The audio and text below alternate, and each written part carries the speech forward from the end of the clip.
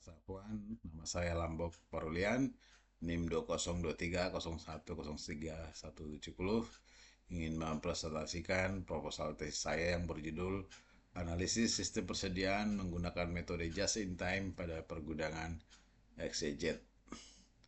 Didahului dengan pendahuluan bab 1, yaitu latar belakang masalah di mana dalam dunia bisnis yang semakin kompetitif, perusahaan dituntut untuk mengolah sumber daya dan operasionalnya dengan lebih efisien. Salah satu aspek penting dalam pengolahan perusahaan adalah sistem persediaan. Sistem persediaan itu tidak hanya berpengaruh kepada biaya operasional, tapi juga kepada kepuasan pelanggan. Salah satu metode yang banyak digunakan untuk meningkatkan efisiensi sistem persediaan adalah just in time. Just in time ini bertujuan untuk mengurangi pemborosan dan memastikan bahwa bahan baku dan produk jadi tersedia tepat waktu. Dan menurut Hidayat di dalam bukunya tahun 2021, Just in Time membantu perusahaan untuk memproduksi barang hanya ketika ada permintaan, sehingga mengurangi biaya penyimpanan dan risiko kerugian akibat barang yang tidak terjual atau kadaluarsa. Dalam penerapan just in time, perusahaan dapat meningkatkan efisiensi operasional, memperbaiki aliran kas, dan mengurangi investasi dalam persediaan.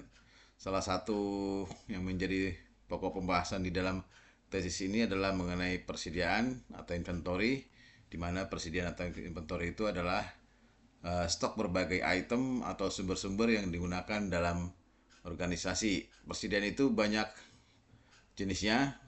Persediaan dalam manufaktur diklasifikasikan menjadi persiapan bahan baku atau raw materials, kemudian produk jadi atau finish product atau finish goods, kemudian komponen atau komponen parts, kemudian bahan penolong atau suppliers, dan barang dalam proses work in process. Pada perusahaan jasa, inventory menunjuk pada barang-barang tangible yang dijual dan bahan penolong yang diperlukan untuk menyajikan jasa. Dalam kebanyakan textbook, pembahasan inventory senantiasa difokuskan pada persediaan bahan baku di perusahaan manufaktur. PT XYZ yang menjadi pembahasan dalam tesis saya ini bergerak dalam bidang penjualan ban sejak tahun 2011, di mana perawatan ban meliputi balancing, sporing, dan penambalan ban. Dan untuk mendukung kelancaran operasionalnya PT XYZ, kita bisa melihat tabel di mana diambil dari tahun 2022 sampai 2023, dari bulan Januari sampai dengan bulan Desember. Di setiap tahun kita lihat ada peningkatan. Misalnya di bulan Januari 2022 persediaan hanya 200, tetapi permintaan 240. Kemudian di tahun 2023 naik hampir 80%, dan persediaan di bulan Januari itu 354 dan permintaan 369. Jika di total setiap tahun itu persediaan tahun 2022 2764 ban, sementara untuk permintaan 2809 ban. Di tahun 2023 totalnya 4110 ban untuk persediaan, dan untuk permintaan 4330. Atau jika dirata-ratakan masing-masing, untuk tahun 2023 itu 230 ban untuk persediaan per bulannya, kemudian permintaan 234 ban per bulannya. Di tahun 2023 meningkat 342 ban untuk persediaan. Di tahun 2023 permintaannya 360 ban. Berdasarkan tabel di atas, kita bisa melihat dengan jelas bahwa selama periode tahun 2022-2023 terjadi peningkatan terhadap jumlah permintaan ban yang dilakukan oleh perusahaan. Salah satu kebijakan untuk mengatur persediaan ban sebagai alat produksi yang optimal. Maka kegiatan yang ada pada PT XYZ antara lain pembelian stok barang dan transaksi penjualan. Pembelian stok barang sering mengalami kesulitan dalam menentukan berapa banyak stok yang harus dibeli untuk periode berikutnya, karena sering terjadi kekurangan stok barang atau bahkan ada yang surplus atau lebih stok barang. Sistem seperti ini membuat kegiatan PT XYZ menjadi kurang efektif dalam proses penjualan dan pembelian. Penetapan jumlah persediaan yang terlalu banyak akan mengakibatkan pemborosan dalam penyimpanan. Perusahaan perlu menerapkan manajemen yang baik, yaitu menggunakan metode lain seperti salah satunya just in time yang menjadi pembahasan dalam tesis saya ini, untuk menghindari jumlah persediaan bahan yang terlalu besar ataupun terlalu kecil. Solusi yang akan diberikan pada penelitian itu yaitu merancang sistem persediaan dengan metode just in time agar mempermudah pihak perusahaan dalam mengolah data perusahaan dengan baik dan melakukan analisis sistem untuk menerapkan persediaan yang optimal yang dapat membantu mendapatkan keuntungan yang optimal dalam melakukan penerapan metode just in time permintaan. Maka penulis mengambil judul analisa sistem persediaan menggunakan metode just in time pada pergudangan PT XYZ.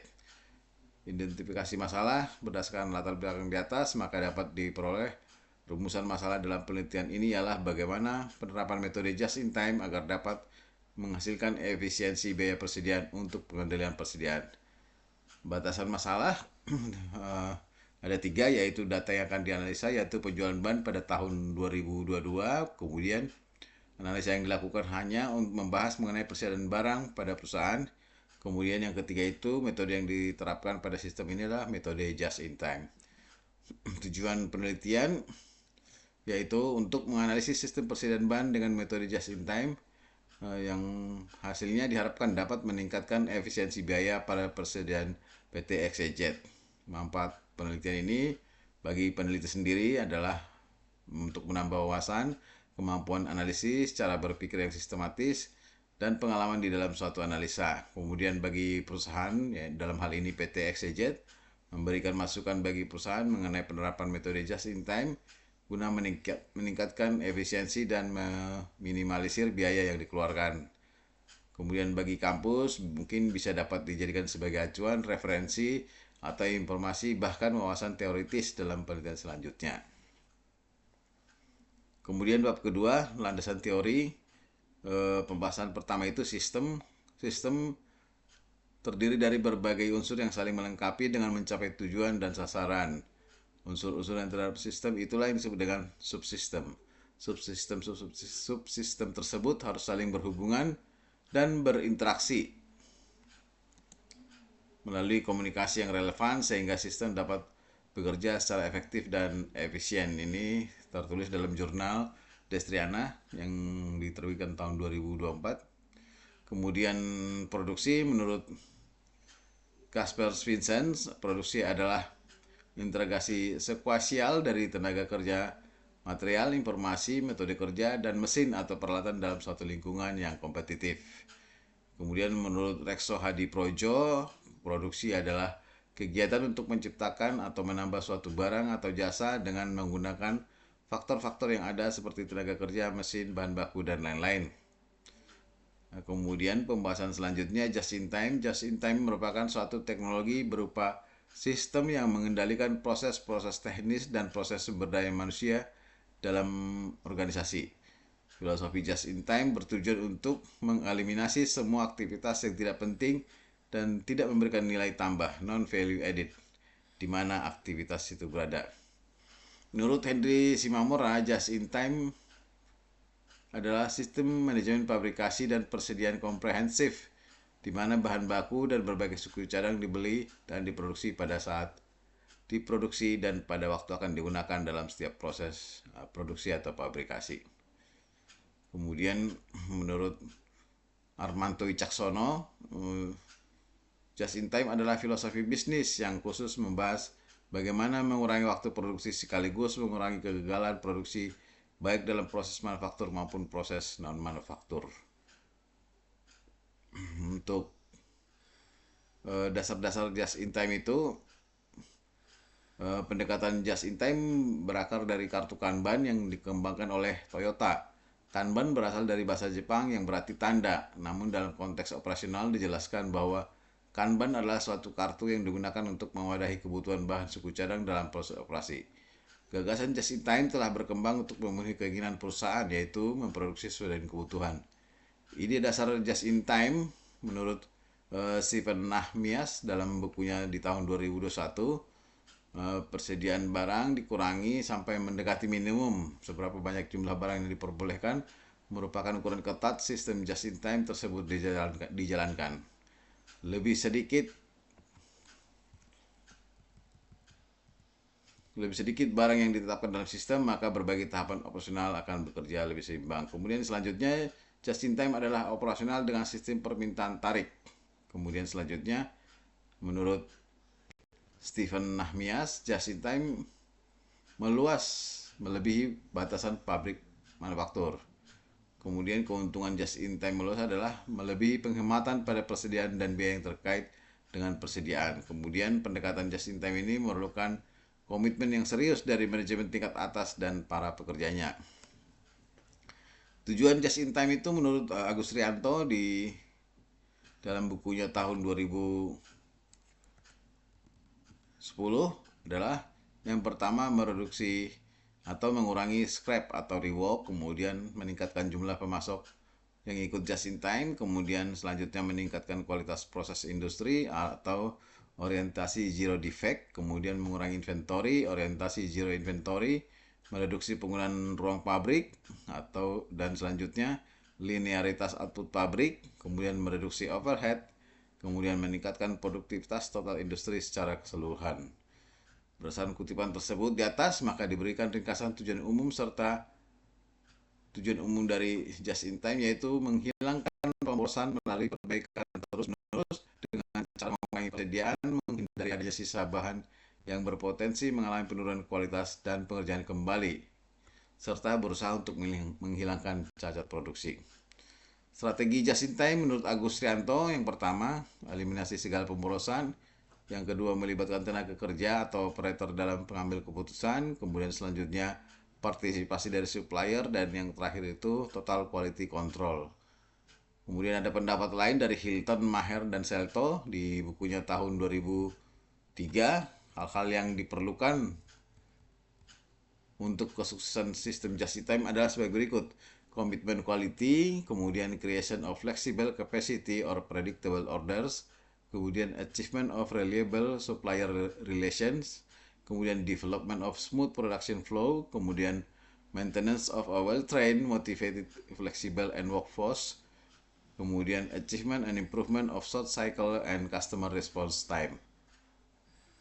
Berdasarkan kutipan di atas, maka dapat disimpulkan bahwa beberapa hal yang dapat dilakukan oleh perusahaan untuk kesuksesan sistem just in time adalah terdapat komitmen untuk mengeliminasi segala pemborosan atau aktivitas yang tidak bernilai tambah dan menjaga kualitas produk yang akan dijual kepada konsumen.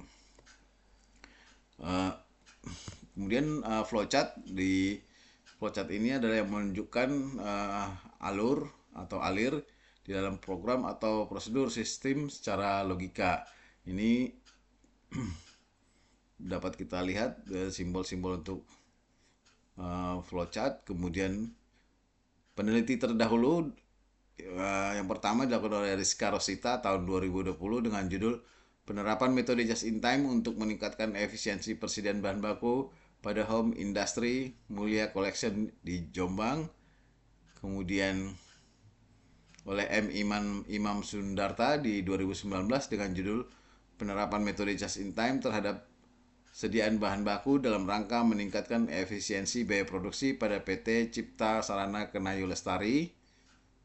Berikut dengan penjelasannya. Kemudian yang ketiga, penelitian yang dilakukan oleh Sumanto di tahun 2020 dengan judul Penerapan Sistem Just in Time Persediaan di Produksi Studi Kasus PT Nito Materials Indonesia. Kemudian yang terakhir itu yang dilakukan oleh penelitian yang dilakukan oleh L. Battery Jeremy Jensen di 2019 dengan judul Penerapan Just in Time untuk Efisiensi Biaya Persediaan. Kemudian selanjutnya di bab 3 metode penelitian, kerangka pemikiran, kerangka konseptual merupakan unsur-unsur pokok dalam penelitian di mana konsep teoritis akan berubah ke dalam definisi operasional yang dapat menggambarkan rangkaian variabel yang akan diteliti menurut Ali Akbar. Berdasarkan hal tersebut, dalam menentukan biaya persediaan bahan pada sebuah perusahaan, terlebih dahulu diperoleh data kebutuhan bahan yang ada dalam perusahaan pada suatu periode tertentu. Kemudian metode yang digunakan perusahaan yaitu metode just in time sehingga mendapatkan biaya yang efisien dengan total biaya persediaan yang paling minimum, dan metode tersebut juga akan direkomendasikan bagi perusahaan. Berikut kerangka pemikirannya. Yang pertama itu kebijakan perusahaan, kemudian pemesanan rendah, ini kemudian kurang persediaan, permintaan konsumen tidak terpenuhi, menggunakan metode just in time, kemudian akan menghasilkan order. Kemudian ada MIP, minimum inventory policy, kemudian ada MAD, mean absolute deviation. Variabel penelitian adalah suatu atribut atau sifat atau nilai dari orang atau objek atau kegiatan yang mempunyai variasi tertentu. Variabel-variabel yang terdapat dalam penelitian ini ada dua variabel. Yang pertama variabel independen atau variabel bebas, yang merupakan variabel yang mempengaruhi atau menjadi sebab perubahannya atau timbulnya variabel dependen atau variabel terikat menurut Suharsimi. Kemudian ada variabel dependen atau variabel terikat, merupakan variabel yang dipengaruhi atau yang menjadi akibat karena adanya variabel bebas.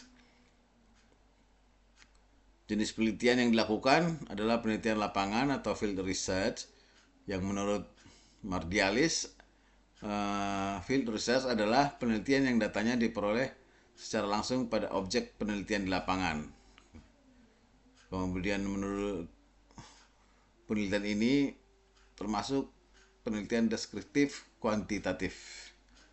Menurut Nasir, metode deskriptif adalah suatu metode dalam meneliti suatu kelompok manusia, suatu kondisi, suatu sistem pemikiran, ataupun suatu kelas peristiwa pada masa sekarang untuk membuat deskriptif atau gambaran atau lukisan secara sistematis.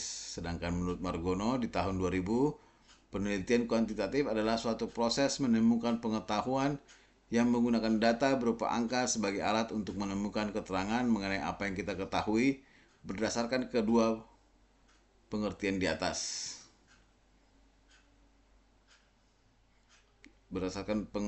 Yang kita ketahui berdasarkan kedua penelitian di atas. Penelitian deskriptif kuantitatif merupakan penelitian yang bersifat sistematis, yang didasarkan atas fakta-fakta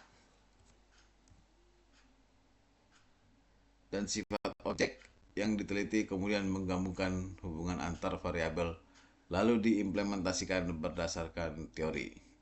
Demikian Pak Safwan untuk presentasi proposal tesis saya. Sampai dengan bab 3. Terima kasih.